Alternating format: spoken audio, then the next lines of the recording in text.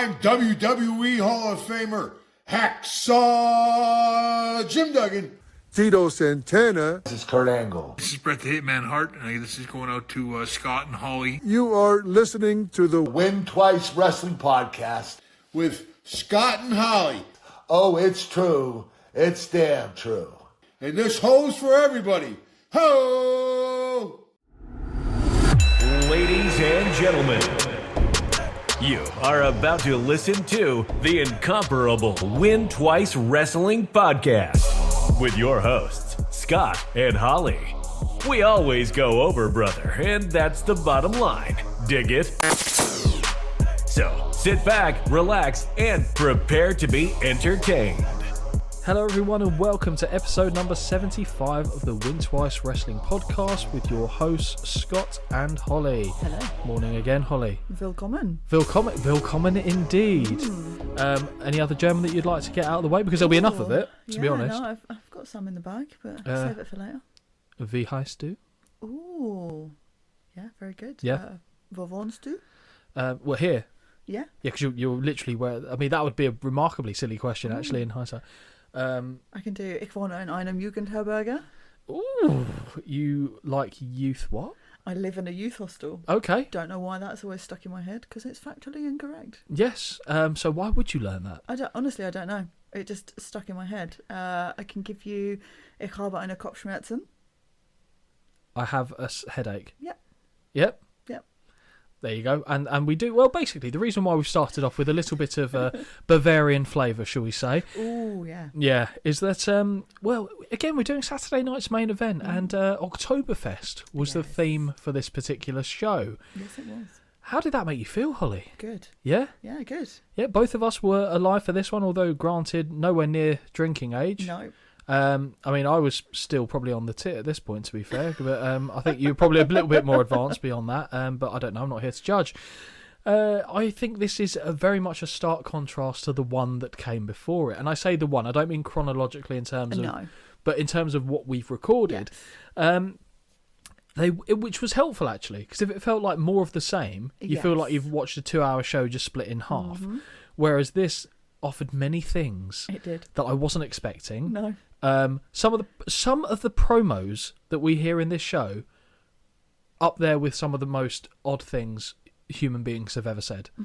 And that's just from Tugboat. So yeah. I feel like that should be a noise that we make at future progress shows as well. I have at it. I will. Have at it. I will. I will not join in. Me and Jamie both doing it, and you just sat there. Mortified. Yeah, because you'll probably be in the middle, as usual. So you're just there with these two idiots fucking... Just head in my hands, just shaking crying. my head. Yeah, exactly that.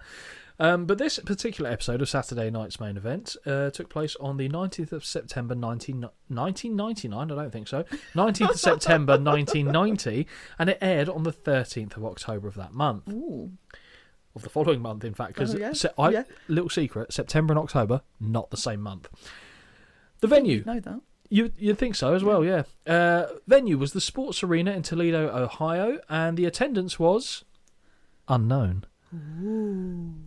Rating? Well, it aired on NBC, and that's as much as I'm giving you on this one as well, I'm afraid. Yep. Show opening.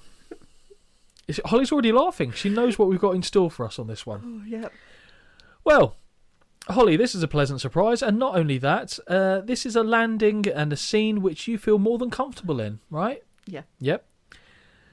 The show opens at what appears to be Oktoberfest, or at the very least an antiquated German social gathering with steins of beer, plates of sauerkraut and foot-long sausages. Down, girl. I fucking love a bratwurst. Oh yeah, don't worry, you get a few more bullets as well. We can see the likes of Mid-Card Jim the Anvil Neidhart stroking his goatee. The bushwhackers going for a walkabout as they shove food in their faces. The genius flouncing his way around the tables with a plate full of sausage. And Mean Gene dancing as the patrons cheer him on. I'm already happy. I don't need the wrestling. No, just give me this for an hour. Absolutely. We shift focus into going live at the arena where Vince McMahon, hoarsely, screams that it is a special Oktoberfest edition of Saturday Night's Main Event. Yeah, pick that up. Thank you, though, Vince.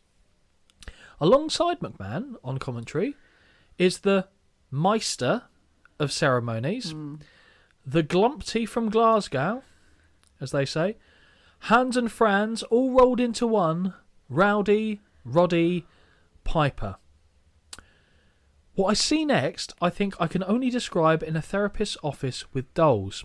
A naked-looking Piper walks into shot wearing lederhosen and a fetching green hat. McMahon, nice hat. You made him wear it. I know. Imagine that. Your boss makes you and you go, you look a dick. Yes, I do. Thank you. Yeah. How do you feel about, not in hindsight, about Piper being on commentary? Hell on earth. Why? I immediately wrote down, I want to watch this on mute. Both of them together. It's too shrill. It's too loud. It's enough. It's enough. They hadn't even started and I was done with it. I love that.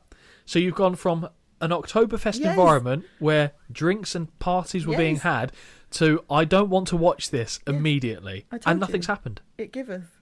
And God does it taketh away. I'll tell you what, I got a voice note. So it's rare that I know Holly's fond of a voice note, but am. I rarely get them. Yeah. But then I got one like, I'm just telling you now, I've got a beer and I have never wanted to punch two people more in the face in my entire life than Vince McMahon and Rowdy fucking Roddy Piper. And I was like, I haven't started watching this yet, so I don't know what you're referencing. Yeah. And I was just like, oh, that doesn't bode well. That doesn't bode No. well at all. No. Did your mood pick up, though? I mean, yes, but not because of those two. Fine. You nearly said twats or something. You felt like two was wasn't... very polite there and didn't Was it going to be a C-bomb? No. Vince gives us a brief rundown of the card, where we will see Sergeant Slaughter taking on Coco Beware. Piper says that he hopes Coco bounces Adnan and Slaughter all the way back to Baghdad. The Texas Tornado will defend his Intercontinental title against Jake. Haku. Gesundheit. Gesundheit. Thank you. I've got Gesundheit written there. The Macho King will also be squaring off against the American Dream, Doth Their Oath. Hulk Hogan will be teaming up alongside Tugboat to take on the team of Rhythm and Blues. Sensory overload. I die inside. Yep.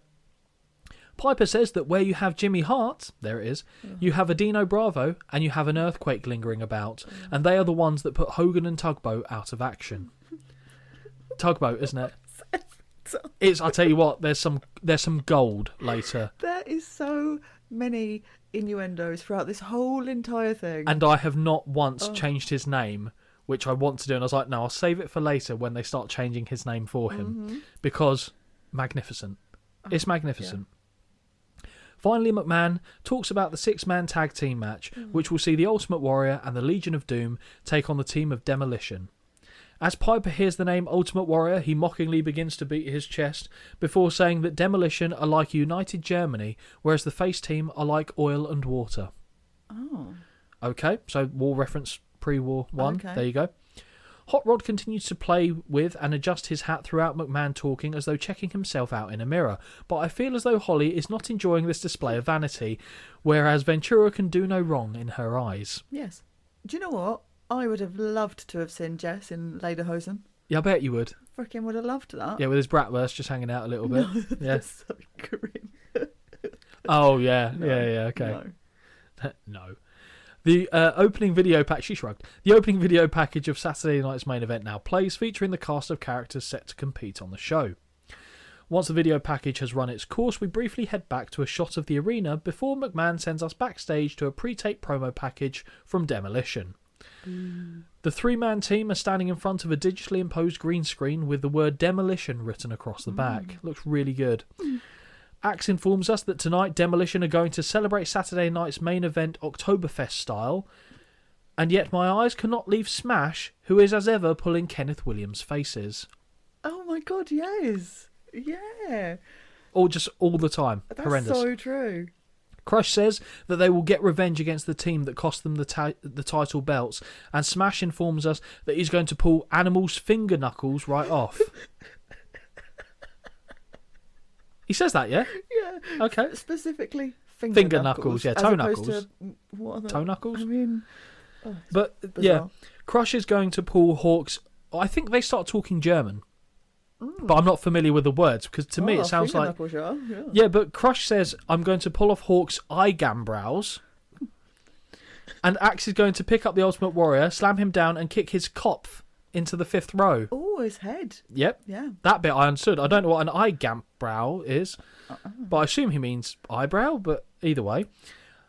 Just realised they're actually trying to throw a bit of German in. That's a theme that will stick, by the way. From here, we shift to a similar setup where the Legion of Doom are standing. So you want a party, huh? Well, we are the original party animals.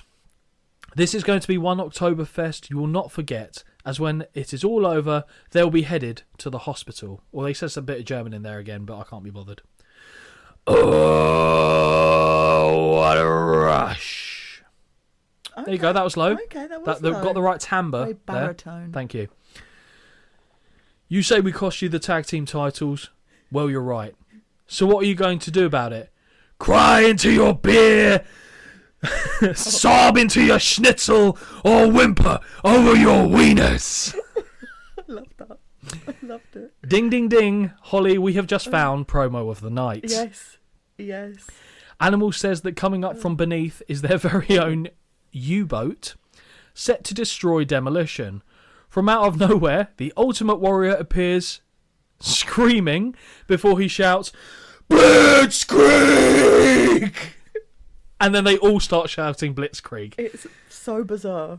You are not a like, fuck, he's honestly. This guy. I just like the idea of him crouching down in front of and then that all whole of a thing. sudden just appears. It's so good. It's so good. Oh dear. Opening match of the night. Wow. It's a tour de force, isn't it? Yeah. All the senses. All the senses are ignited with this. Demolition versus the Legion of Doom and the Ultimate Warrior. Holly, whose side are you on? Ooh, I wonder. I mean, Warrior and Legions of Doom. Legions of Doom. Legions. So many. So many. Doom. We now head down to the ring where we can see all 3 members of Demolition preparing themselves for the opening contest of the night. McMahon tells us that indeed we will be prepared for a blitzkrieg, but the question is, who will blitz who? Oh, God. Prick. Piper says that this is exactly what you get when twins marry. Look at these 3 fellas right here. Out next, making their way to the ring, are the Legion of Doom. Holly, if you had to rock the hair of either Hawk or Animal as a man, which would you pick and why? Hawk. Really? For sure. Okay. Do you know what, as well? This is my memory, so I'm aware. He is the only man, apart from Warrior, in this entire match who I can remember his freaking name every time. Animal you can't remember? Never. But Hawk? Never, but Hawk. Always. Weird. I think it's the hair. Okay. It's a look. I mean, Animal's got a pretty striking look himself with his hair. I don't know why. It just always sticks in my mind. Fair enough. Last but not least, here comes the WWF champion who, as expected, is sprinting his way down to the ring. Yay! We get a low-angle camera shot from the R-Way floor, which is a nice touch. As Warrior continues to charge about in the ring, you already know that his gas tank will be on empty. We get another good camera shot from the crowd as Warrior raises his title in the air. Also worth noting that Warrior has matched his gear to be aligned with those that he is teaming with. It's noted. Yep. I can get on board with that. Before the bell even sounds, the LOD and Warrior charge Demolition, levelling them and sending them out to the floor. Now the bell sounds and we are officially underway. Warrior hugs the LOD before ascending to the middle rope to raise his arms for the fans. The camera focuses on the front row of the crowd, and who is it that we see, Holly? Goldust. That is correct, a young Dustin Rhodes. I wonder if he will feature at all during the course of this show. It's a thinker. Starting off at each team is Animal and Smash. Smash gets on the front foot by charging and dropping his opponent with a clothesline. Double axe handle, club down on the back, and Animal, now he finds himself choked over the middle rope. This is Oktoberfest, and these guys have come here for a barroom brawl, says Piper. Whip is reversed and Animal drops down before power slamming Smash into the canvas. Hook of the leg earns a near fall. Elbow drop hits home, but when Animal pulls him to his feet, he eats a chop to the throat and Smash tags in Axe. Axe runs across the ring, but only into a kick to the midsection, and Animal tags in the WWF champion. Yay. Surprisingly, Axe looks like he's actually going to beg off from the Ultimate Warrior, who is imitating Kevin Bacon in Footloose by dancing on his tippy toes on the spot. That's all I get. Yeah, like the running bit. Yep. Yeah. Yep. Numerous kicks to the guts in the corner by the champion, and Vince cries that Axe is going to crumble just like the Berlin Wall. Axe reverses the whip but runs right into the raised boot in the corner and is knocked down from the following shoulder tackle. Second shoulder tackle also puts him down, and after having dropped down, a clothesline now puts him on the canvas again. Smash can take it no longer and runs into the ring where he is kicked and dropped with a body slam. Crush now hits the ring and eats a kick and also takes a body slam. The Ultimate Warrior is unstoppable. Body slam to Axe, and Warrior hits the ropes but misses the leaping running splash, which fucks him. Yeah. That's his kryptonite, falling on his belly. Smash now tags in and he begins clubbing away with double axe handles on the Warrior before throwing him between the ropes to the floor on the Demolition side of the ring. I did like the on commentary when, I don't know, I feel like it's a Vince. And he goes, Warrior is demolishing Demolition. Very clever, Vince. Oh, very clever. Absolutely outstanding. Yep, good stuff. With the official distracted, Crush takes cheap shots on the champion before returning him awkwardly into the ring. Warrior blocks a right hand, but before he can deliver one of his own, Crush secures him by the arms, allowing Smash a free shot. Axe is back in the ring and he begins unloading with rapid right hands to the stomach before tagging in Crush, who leaps from the top rope to deliver a double axe handle to the back. Blatant choke by Crush, but Warrior still makes it to his feet, although he does take a rake to the eyes. Boo. You prefer Crush in his against Randy Savage WrestleMania time rather than in his Dominatrix phase, don't you? Yeah. Although he had face paint on that one actually as well, now that I think about it. What about his match with Doink at WrestleMania? I'm not even... Double Doink from behind. I'm not talking about that. That Crush was involved in that as well. I hate that stupid clown. Back in the corner of Demolition, and Smash is in the ring punching away at the midsection.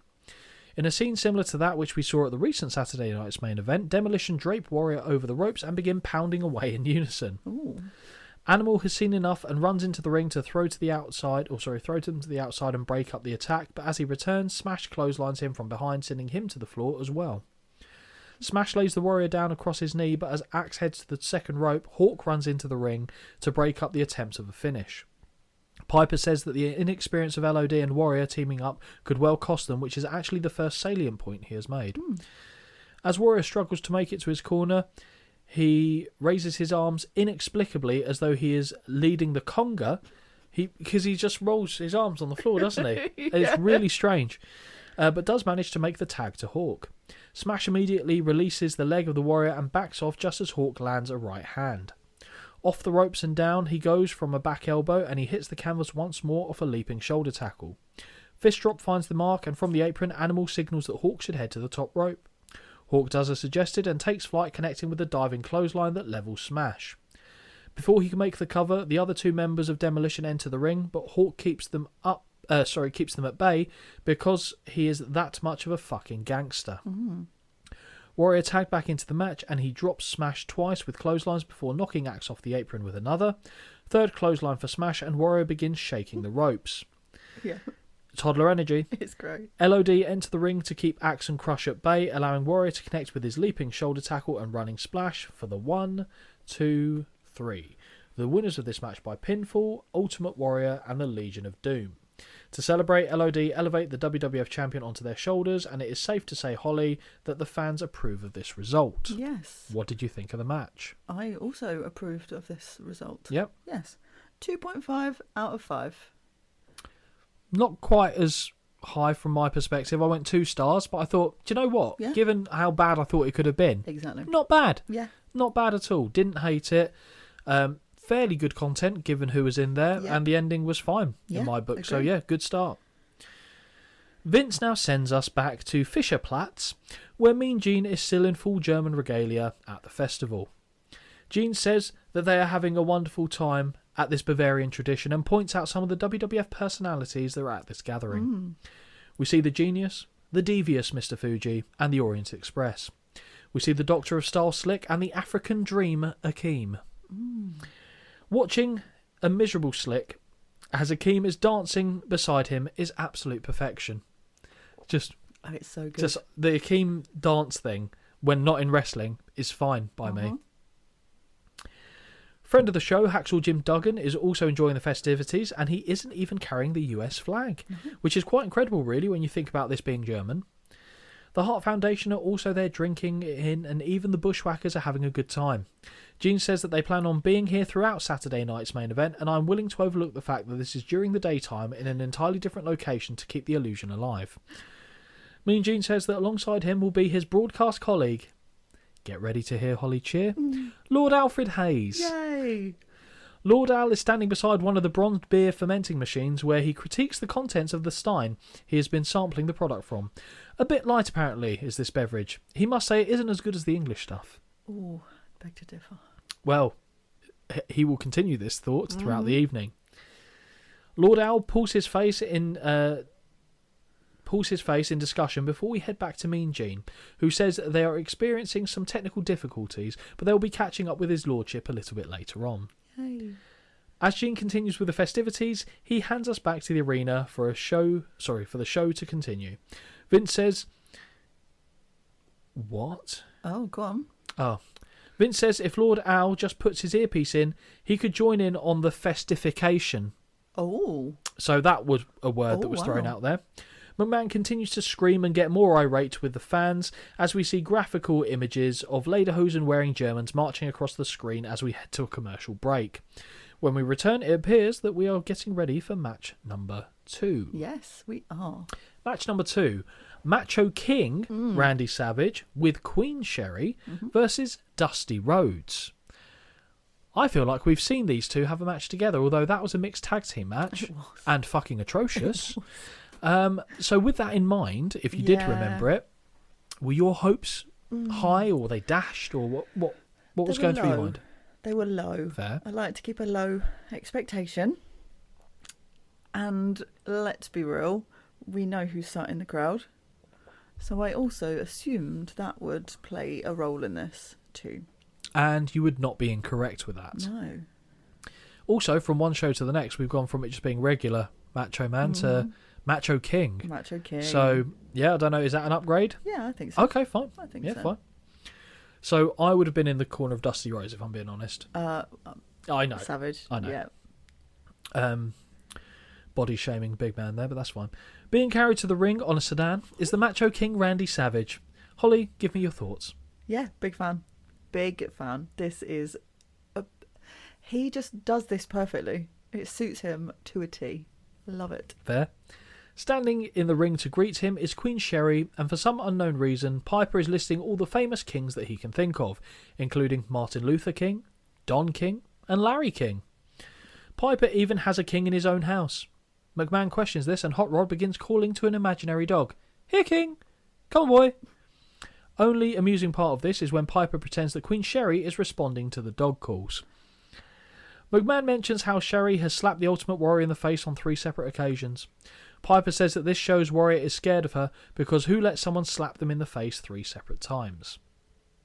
Now making his way to the ring, the American Dream, Dusty Rhodes, baby. As Dusty gets to ringside, he spots his boy in the front row and goes to give him a hug. When he raises his hand to high-five him, though, Dustin actually flinches, which makes me laugh. He goes like he's going to get twatted or something. Imagine Dusty did just smack him upside the head for no apparent reason. Just no reason. Yeah, that's my boy, baby! Dusty rolls. Oh, no, he does. Dusty rolls. Yeah. Dusty rolls into the ring, causing Savage to roll to the outside. Whilst out there, he spots a poster of the Ultimate Warrior, grabs it from the fan, and rips it into pieces. Yep. The bell sounds as Savage continues to disrobe for the match. He jumps up onto the apron where he is met by Big Dust, who scores with an elbow to the top of the head. Corner whip sees Savage hit the buckles hard as the American Dream dances to a tune that only he can hear.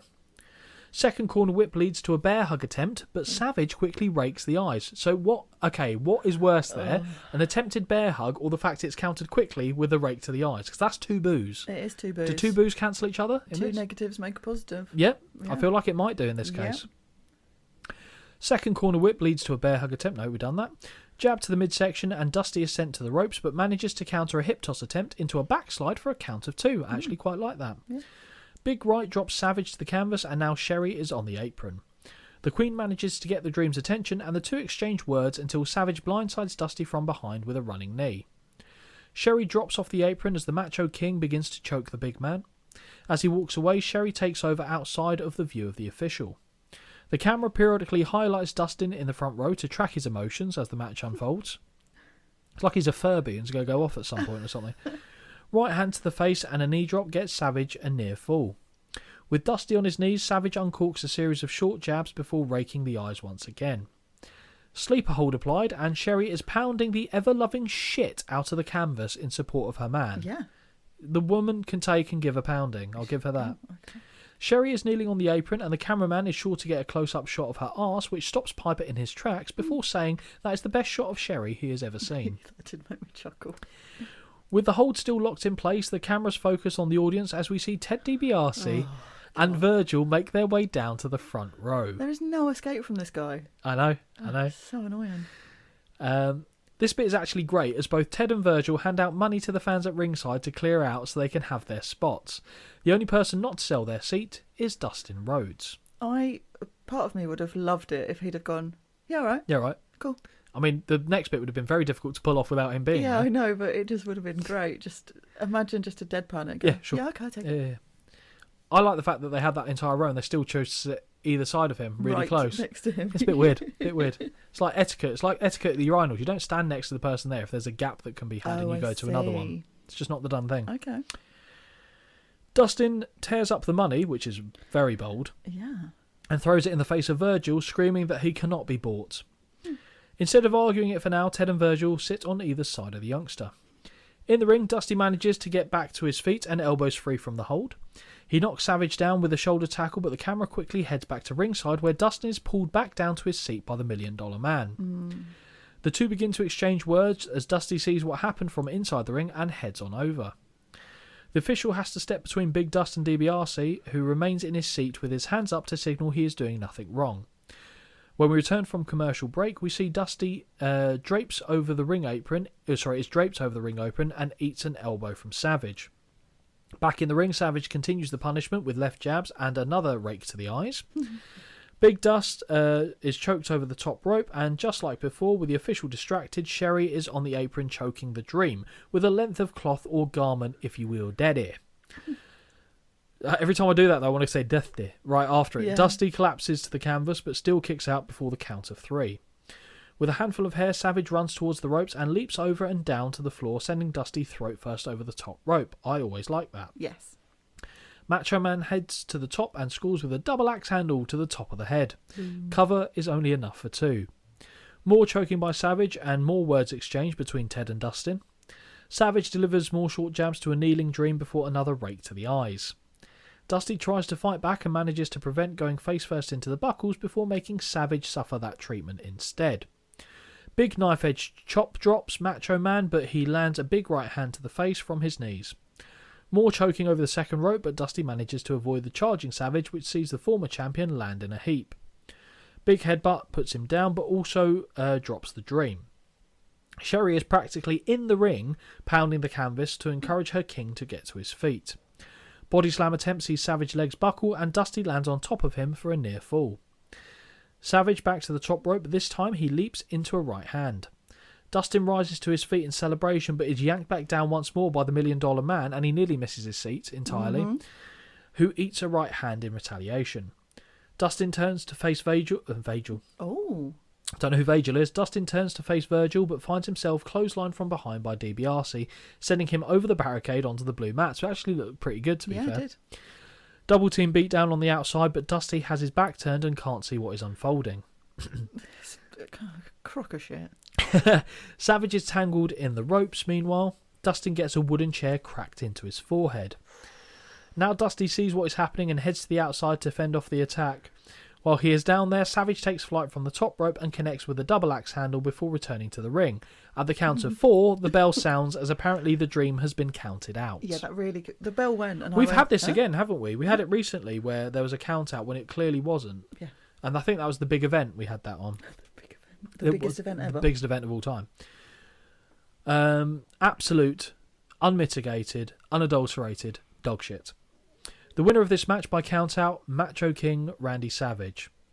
A bloody Dustin continues to take abuse until his dad throws himself on top of him to protect him, and now it is Big Dust's turn to take some punishment. After the damage has been done, Dusty is lying on his back, screaming, "No! My boy!" I'm just remembering the image as like Dustin looks like he's half asleep. Yeah. Just on his tit. It's a good visual. Shit match. Yes. Holly, what did you think? God, it's too much outside for me. Too much. We know that I have problems focusing on these things as it is. I get it. It's telling a story, or it's just being annoying. $1 Million Man can fuck off. Okay, take that to the 1 bank. out of 5. You went higher than I did. 0.25. Fucking hated it. Yeah. Hated it.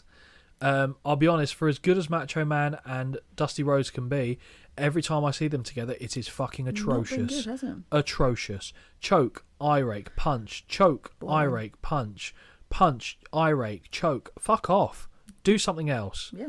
Double axe handle. I nearly started having a wank. That's how good that was in this match. Honestly, the state of it was abysmal. Yeah, it's abysmal. awful. One of them again, and now that's 2 Savage matches that have made me get quite angry. I know. Still not as bad as the George Steele one, but this wasn't much better. Okay, right, I need to prepare myself for this one. The cameras take us backstage where Sean Mooney is standing between Hulk Hogan and Tugboat. Right. Hang on, before you do this, let me just take a drink because I've got a funny feeling if I drink mid you do it, I may not be able to just... You're going to be Triple H'ing it? Yeah. Okay. Give me 1 second. Okay, no, she's fine. That's fine. I don't think there are any impressions in this bit. I think it's the next one. But it's still great. Right, I'm ready. Hogan's skin looks like a perfectly cooked duck breast. That's just a thought that I put out there. Mooney says that in spite of all the celebrations, it doesn't feel too festive around here. Oh. Hogan says he is absolutely right, as they are not going to celebrate until they have evened the score with Earthquake and Dino Bravo. Hulk refers to Jimmy Hart as that teeny little Wiener Schnitzel, which I have no doubt will have made Holly very happy. Yes. Tonight, Hogan says that they are on the Autobahn with no speed limit, and the pedal will be down to the metal, brother. What that means is after the match is done, Rhythm and Blues will not be able to strum with their guitars. They'll be playing Flugelhorn and Glockenspiel in an Oompa-Pa band, brother. It's so good. You like that, yeah? I did. Yep. I really did. Oh. Tugboat has been left completely speechless by this and stumbles over saying that this is not the tag team they wanted to get their hands on tonight. He looks at Hogan like dumbfounded, like, what the fuck was that? It's like he panics. Yeah. He goes, oh shit, now I've got to... We get a Hindenburg reference, and Holly, I could be wrong, but I think German might be a theme for this show. Yes. Since their reconstruction, Tugboat says that he and the Hulkster are now earthquake-proof. God. If they have to go through rhythm and blues to get to the target, they actually want... if they have to go through rhythm and blues to get to the target they actually want, then that is wunderbar. Mm-hmm. Hogan says this is D-Day. And the Allies have landed, and they will have to face the largest guns in the world, the 24-inch Pythons, brother. So what are you going to do when Herr Hulkster and Herr Tugboat, Bavarian cream you? It's just so bad. It's good. The next one was, I thought, amazing from Hulk with the references he was coming out with, but that's later in the show. Yes. From here, we head now to a genuine Bavarian cheese factory where Mean Gene is standing alongside the Bushwhackers who are playing with knives. Don't try this at home, kiddos. I know they're playing a part, but it instantly made me nervous because they are massive knives. Yep. Massive. In the background, through the windows, you can see an audience of concerned citizens have gathered to look at these two monkeys slamming around knives into their product. Nobody cuts the cheese as good as the Bushwhackers do. Get it, Holly? Farting. Mm-hmm. Okay. Gene asks what one particular cheese is, so Butch cuts a piece off and shoves it in his nose before putting it into the mouth of Luke and announcing, "It's toe cheese!" This weirdly made me feel really uncomfortable. Oh, yeah. Yes. Really uncomfortable. The Bushwhackers continue to lose their fucking mind cutting and eating cheese before they finally rip off the hat, which Butch is wearing, to see what cheese that is. Turns out, that's head cheese, mate! Nothing I say will do this segment justice. It is unmitigated and unadulterated insanity. Chaos. As Mean Gene hands things over to Lord Al, Luke and Butch furiously eat their way through cheese in the most graphic way as one could imagine. Lord Al appears to be enjoying the latest number that he's trying, and so he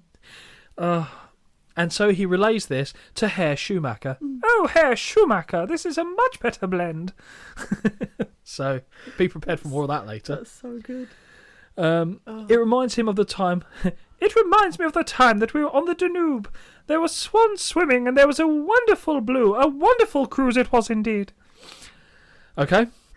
Lord Al appears to be enjoying the latest number, and then we go back because we're still having technical difficulties with Lord Al as he continues to get sloshed, so we head back to the cheese-eating frenzy at the factory. Thankfully, the stop-off is only brief as we soon head back to the arena for the next match. Yes. Rhythm and Blues with Jimmy Hart versus Hulk Hogan and Tugboat. Holly, give me your thoughts. Oh, kill me now. Honestly. Yeah. Honestly. So, two of my least favourite people here. Jimmy Hart and Greg Valentine. Yes. Yep. Even with, it just irritates me so much. The dyed hair irritates the shit out of me. It's so bad. So bad. And I don't want it. But you're fine with Tuggers and Tugster. I don't want any of this. None. Take it away. Whose side are you on? Oh, I mean, it has to be Hogan. Of course and it does. Tugboat. Because, oh my God, he makes me so angry. Stupid Jimmy Hart. Brilliant. Standing in the ring is the tandem of Rhythm and Blues who are preparing for their upcoming tag team encounter. What is that steam whistle we hear? Well, Holly, that must be the arrival of Tugboat. Holly, could you be kind enough to talk us through the whole Tugboat gimmick and attire? This might need its own section, if I'm honest. This poor guy. Oh my God. It's the white trousers into what can only describe as like an old school men's like swimming costume design, I think Candy Cane. with the red and white horizontal little stripes and the hat, the white sailor's hat. So it's just bizarre. Do you know what would make more sense? Dress him up as a boat. I mean, do it. What, so when he like did a closing, that was on the port side? Yeah, Okay. yeah. Oh God, how many seamen do you reckon he had? Oh. Yeah, exactly. Oh. Yeah, that can come off the rails pretty quickly, that one. Business is picking up though as Hulk Hogan makes his way down to the ring. Another great shot as the cameraman runs down the aisleway to focus on the former WWF champion. As Hogan concludes ripping his shirt and posing for the fans, we head to a quick commercial break. When we return, the bell sounds as both teams discuss who will start off the match for each side. Hogan will be squaring off for his team, but not before he joins in on the steam whistle noise of his partner. Holly, I spy a Hebner. Honky Tonk starts off for Rhythm and Blues and begins with a number of right hands to the former WWF champion. Quick tag to Greg Valentine, who I simply cannot abide with dark hair and blue pants. Double team whip, but Hogan ducks and drops both opponents with a clothesline of his own. Elbow drops to Rhythm and Blues, and we get a win twice approved double noggin knocker. Yay. Valentine is whipped into the boot of Tugboat, and Honky Tonk gets one to the chest. We get a brief game of punch tennis as Hulk and Tugboat take it in turns to land right hands on the hammer.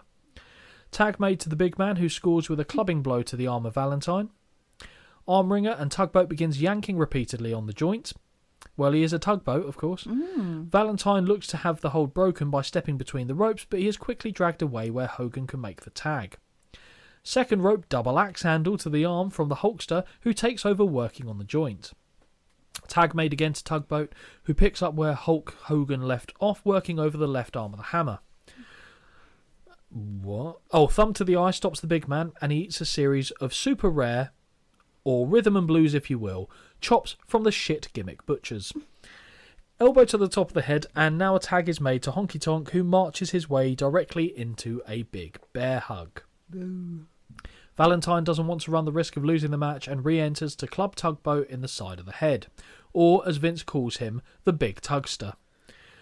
Honky Tonk lands a series of super weak looking kicks to Tugboat before tagging Valentine back into the match.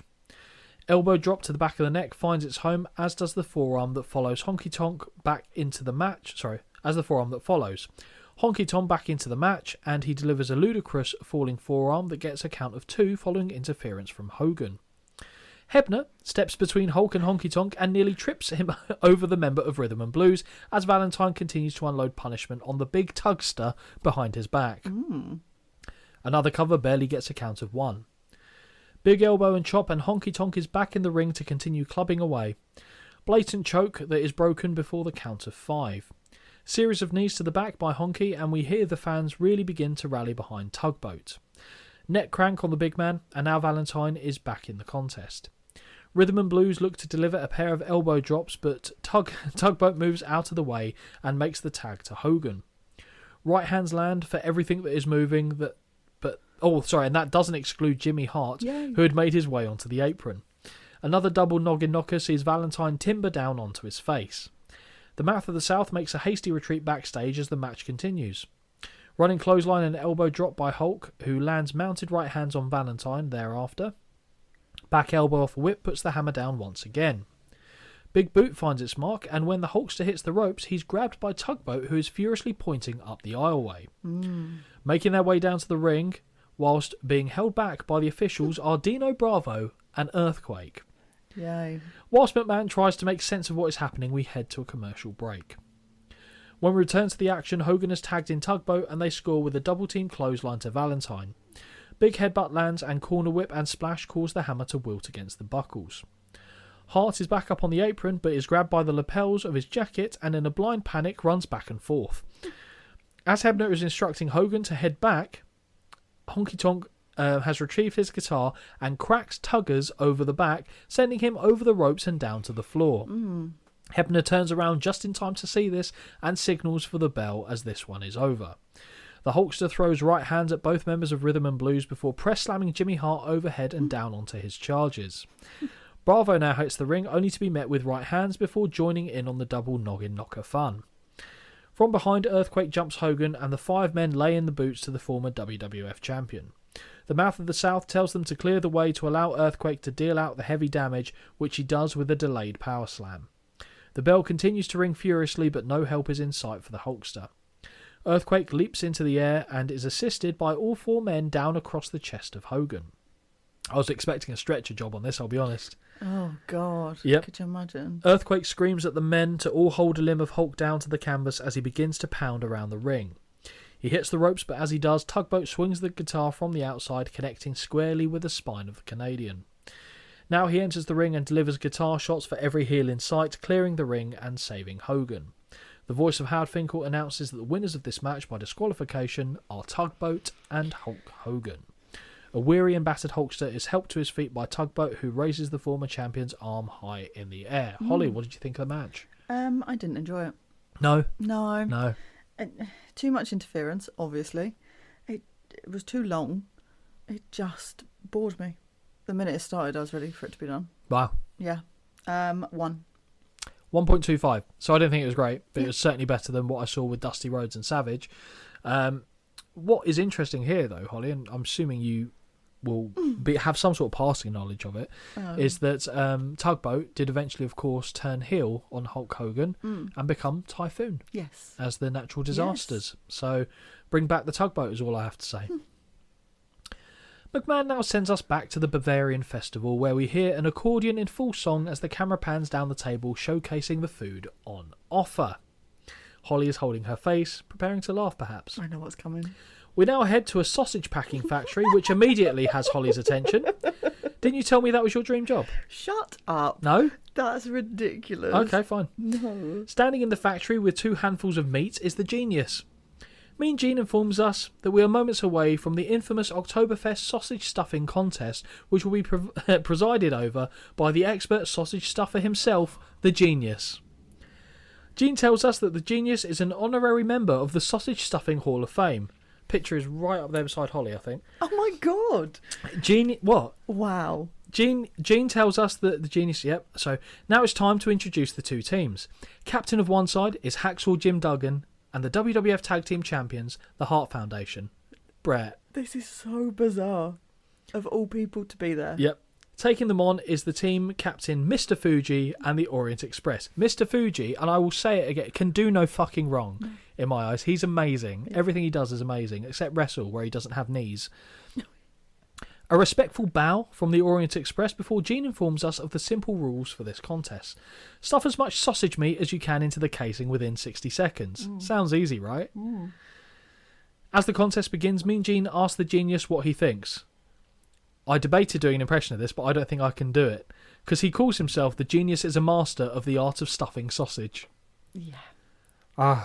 Because he's kind of got this weird timbre when he talks. Yeah. The genius is a master of the art of stuffing sausage. No, we're going to leave it there. He then utters a phrase in German before saying that basically the Hart Foundation are thick, and therefore he bets on the Orient Express. Oh. At least he does it in rhyming form. As Gene counts down from 10, from under the table, and in what is unquestionably the moment of the night, Mr. Fuji retrieves a full length of salami and slams it down on the table, as though that is what he completed in the time given. So good. A full-on argument breaks out, and it's determined that it will be damn near impossible to call the winner, which is a true shame, so instead we head over to his lordship, who has been watching keenly. 3 sheets to the wind is good old Lord Al, as he laughs away while still liaising with Herr Schumacher. He begins to tell a joke about 3 fishermen.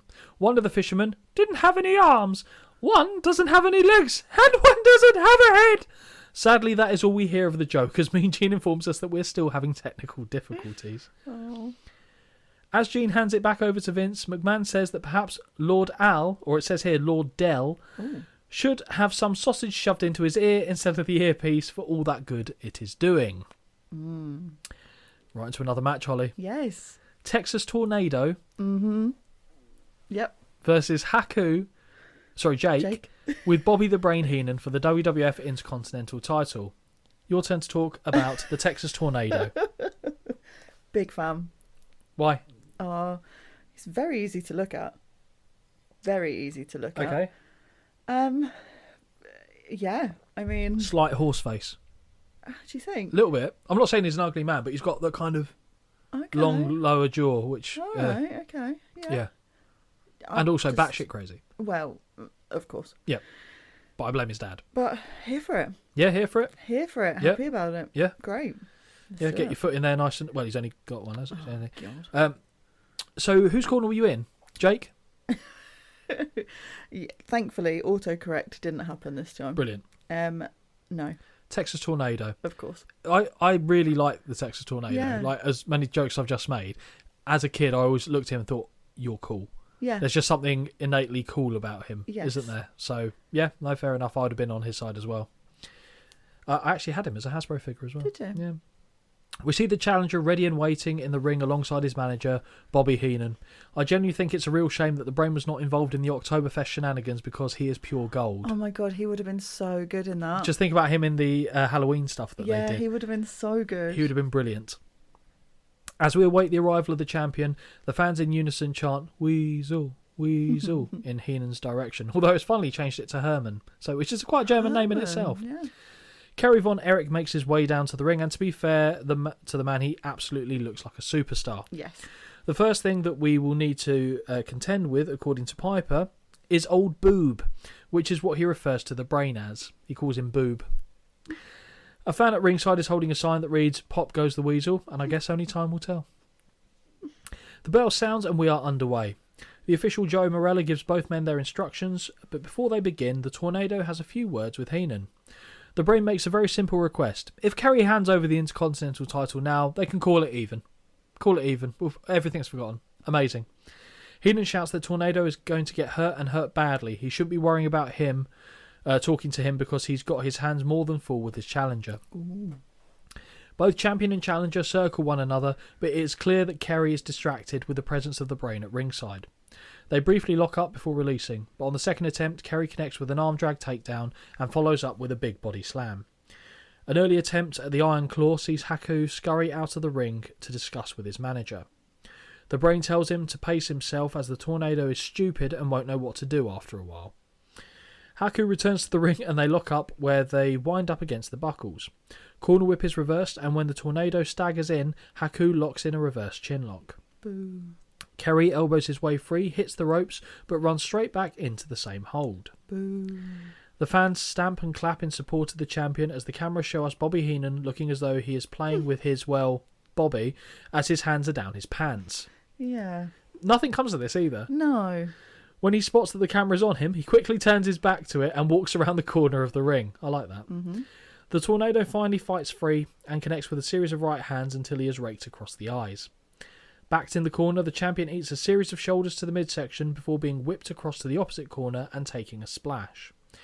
Headbutt by the man from the islands, and now he chokes the champion with his bare hand on the canvas. We nearly get disqualification, as it's only at the second time of asking that the hold is released. Kerry scores with some right hands and whips the challenger into the buckles before applying the iron claw as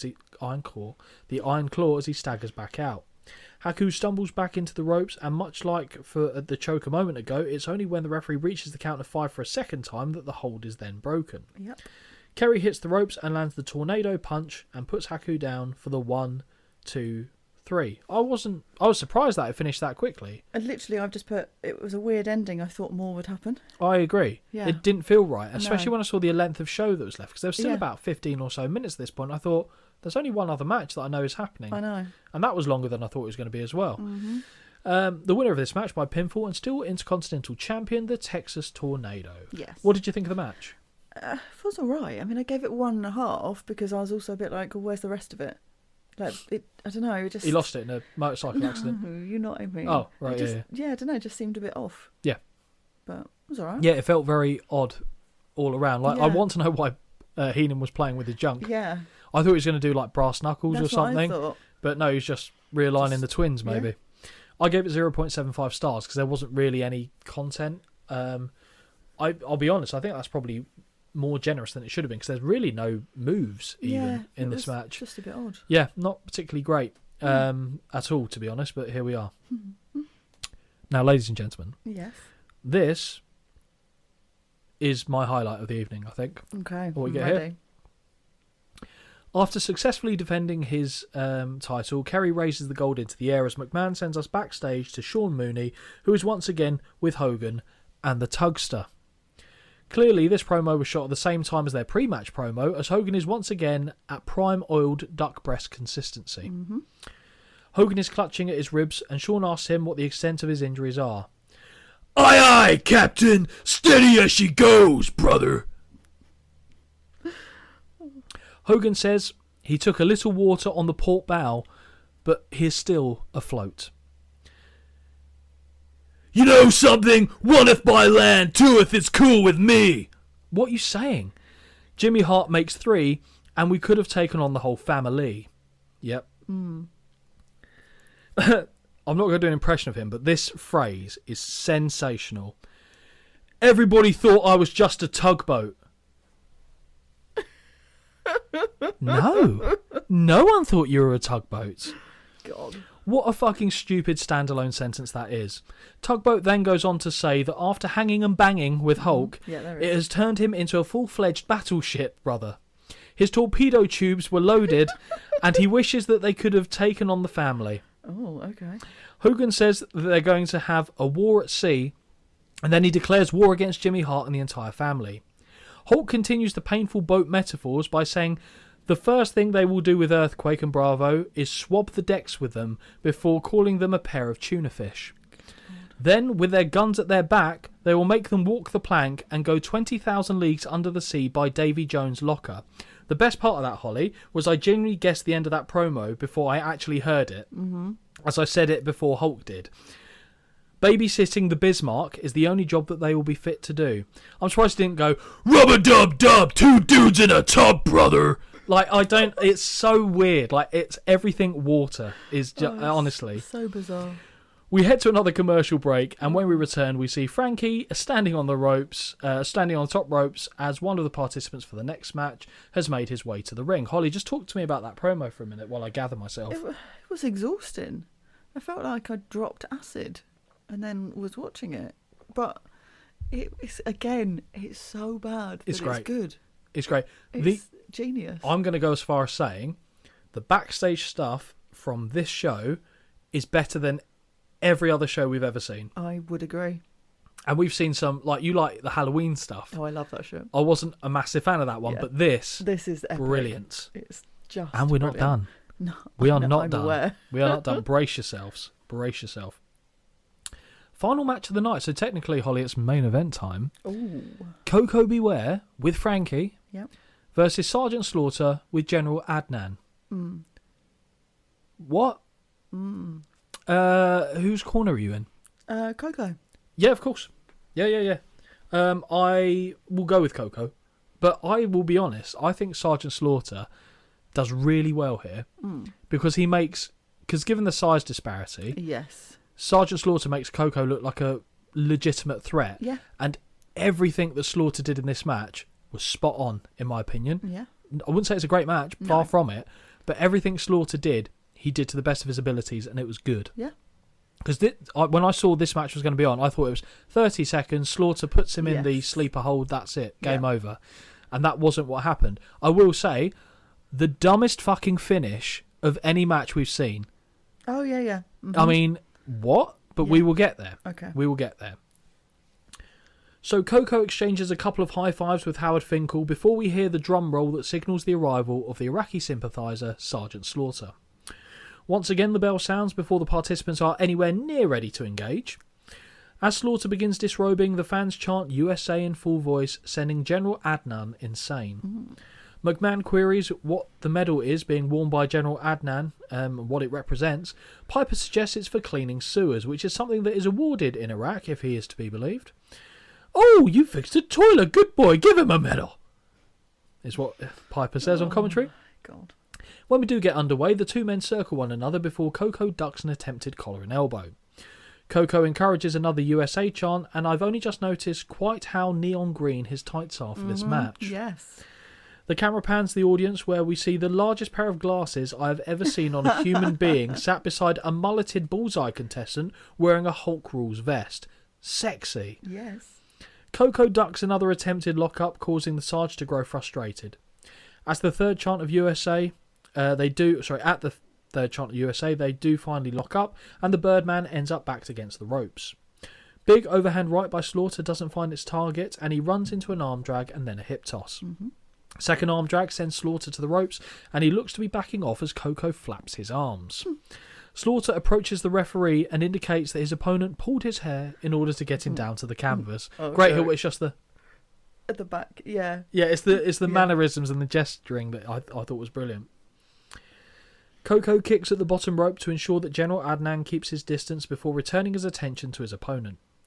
Kick to the gut by the Birdman, but he is pushed off to the ropes and barely sways Slaughter when he jumps to connect with a shoulder tackle. Coco slides between the legs of Slaughter and delivers a drop kick that knocks him down to the canvas. Whip to the buckles, but Sarge sidesteps a corner splash which sees Coco land hard.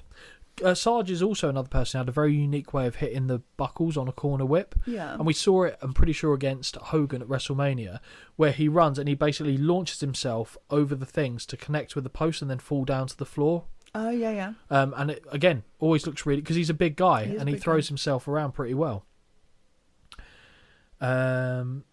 We see Frankie flapping wildly at ringside as the Birdman eats an overhand chop to his sternum. Big back body drop by Slaughter, who follows in with a knee to the chest that gets him a count of 2. Piper says that Coco is doing this for all America, so no pressure there, and he takes a giant forearm to the spine after being pushed off the ropes. Overhand forearm in the corner, and a backbreaker by Sarge gets another near fall. Slaughter ducks too early off a whip and is punished with a swinging neck breaker. Another drop kick, make it 2 by the Birdman, and Slaughter is reeling.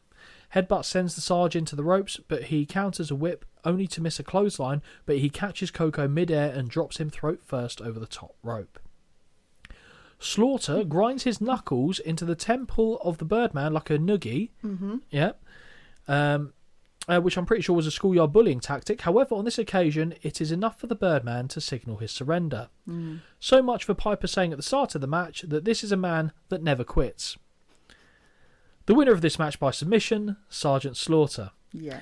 As General Adnan waves his Iraqi flag in the ring, the fans begin to cheer, but not because of this. Standing near the entryway is Nikolai Volkov, who is waving Old Glory as patriotic music now begins to play through the arena speakers.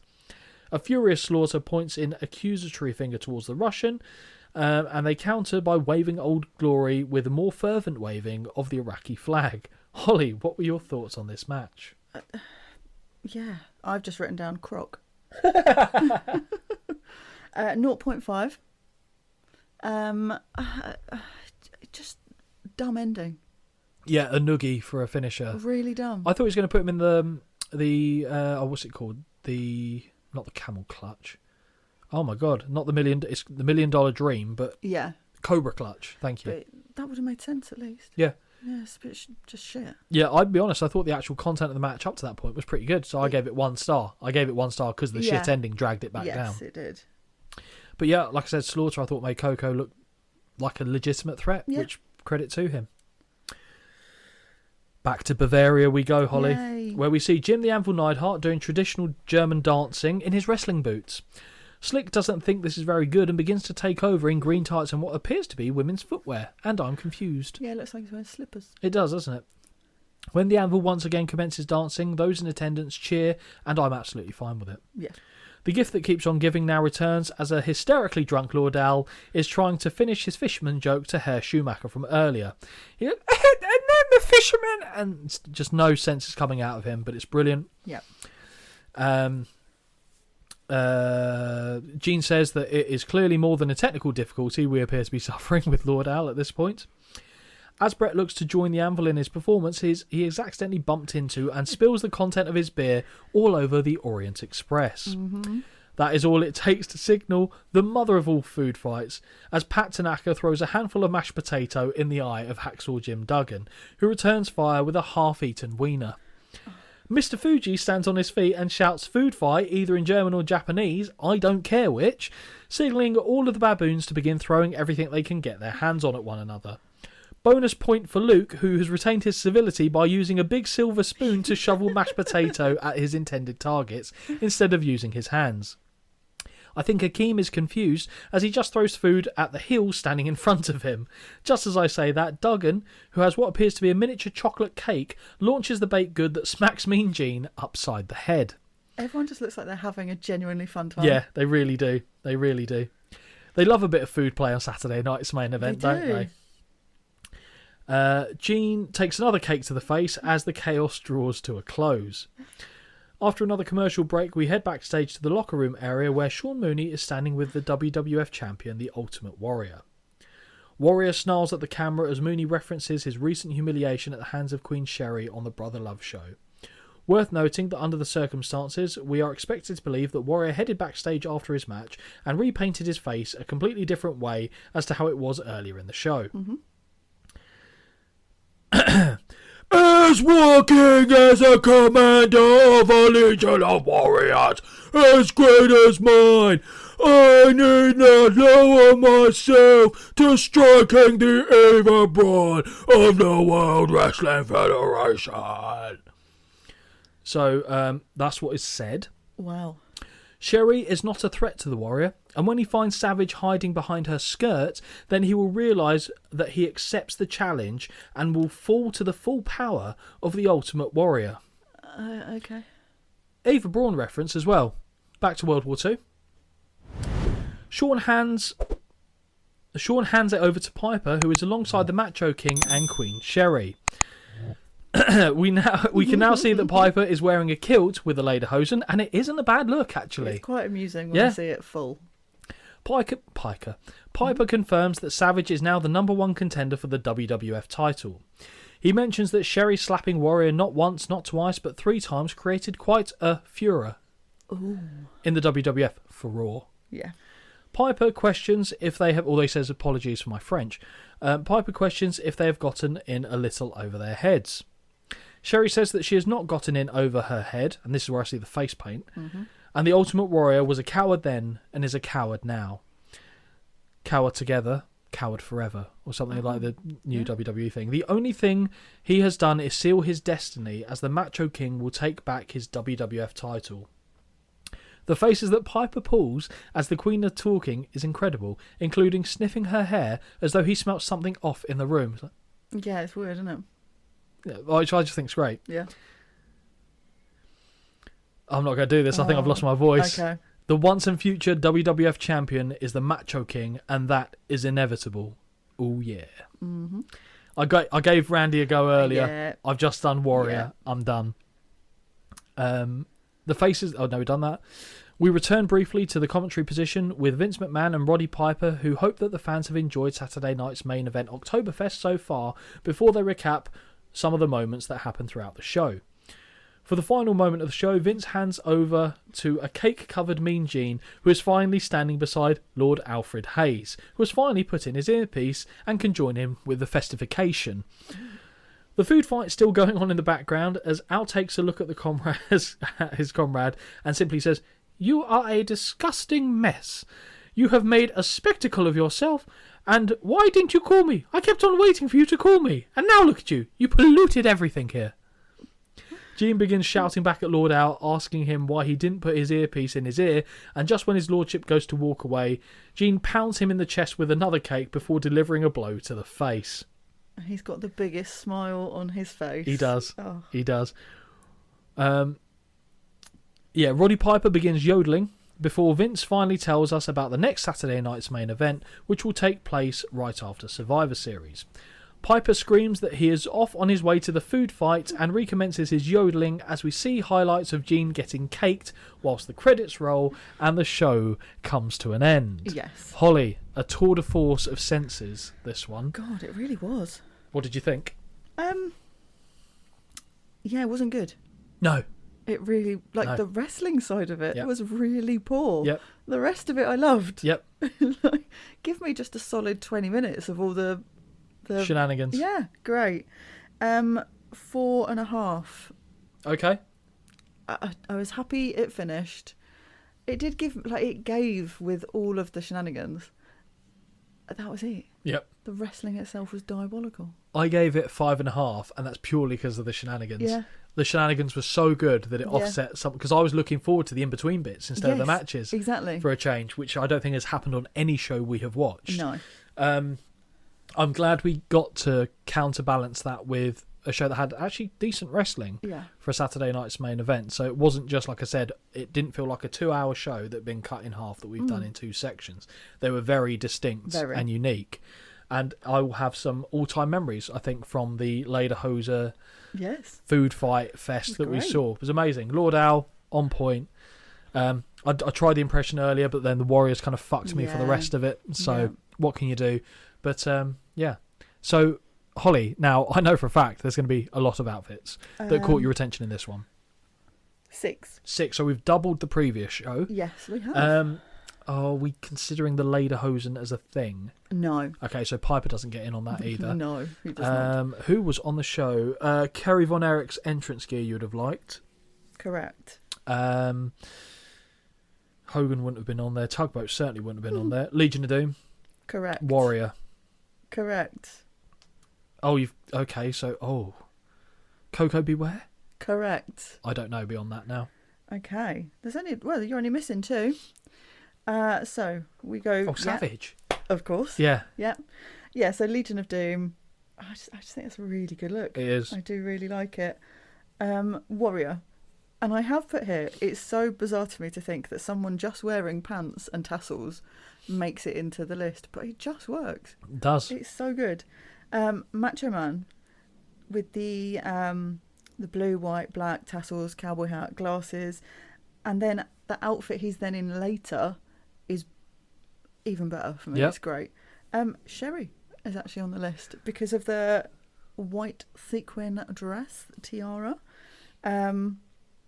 Yeah, again, Kerry Von Erich is so similar to Warrior. Really is. Barely anything to it, but it just looks brilliant. Yeah. Big fan. And Coco. The sequin waistcoat, the bright green pants, the parrot details, the gold boots. Brilliant, brilliant look. So, I'm going to say that Savage will have been in contention. Mm-hmm. I don't know if because you haven't seen them for a while, I'm going to say Legion of Doom. This is really getting boring. Yes. Hey! It's really boring. Oh, I when know you my guess it co-host. right. I know It's my co-host. annoying. I just thought because it's been so long since you've seen them, and that is Yeah. as classic of a look as they're going to have. Exactly. Although potentially on the next show you may see them again. Okay. You will. They're on that show. Oh, okay. Thank you. Because so that was 92, isn't it? So Yeah. that will give you an indication as to where we're going for the next recording. Yeah. Holly, Yes. how can people get in touch with us should they so wish to do? wintwicepod@gmail.com or wintwicepod on Instagram and YouTube. Yep, nearly forgot the word of it there, but we got did, there in the yeah. end. So again, you can write in with show suggestions or thoughts on any of the shows that we have covered, not necessarily our critiquing of it, but just what you thought on those shows in general, because it's always good to hear your guys' and girls' thoughts, because it makes it more interesting, to be quite honest.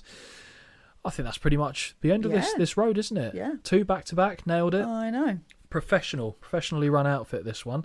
And I'm not going to make a joke about you saying something at the end of the show, because that completely stumped me last time. Brilliant, man. But I've had a nice time. You had a nice time? I've had a lovely time. Wonderful. And until the next show, everybody, take care. Bye. Until next time, this has been a Win Twice Wrestling production.